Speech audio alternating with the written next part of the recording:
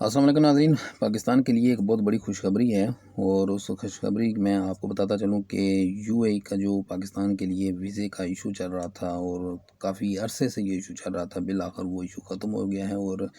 UAE वालों ने ये बाज़ाब्ता ऐलान कर दिया है कि अब वो पाकिस्तान को मतलब है कि वो वीज़े देने जा रहे हैं। और आपको बताते चलें कि पाकिस्तान के जो वज़ीर ख़ारजा इसहाक़ डार हैं, उन्होंने जो है ना वो मुलाकात की है शेख अब्दुल्ला से और यहाँ पर आके बात करने के बाद उन्होंने कहा कि हमारे जो इशू चल रहे हैं वीज़े के हवाले से तकरीबन 10-12 साल से ये मामला चल रहा था, उन इश्यूज़ को उन्होंने ख़त्म कर दिया है। स्पेशली एक चीज़ जो मैं आपको बताता चलूँ उसमें ये ऐड कर दी गई है कि जो पाकिस्तान के जो हमारे सियासी रहनुमा हैं या जो हमारे जो दीगर अदारे के जो लोग बाहर आना चाहते थे और उनके लिए जिनके पास मतलब ब्लू पासपोर्ट होता है या रेड पासपोर्ट होता है, उनको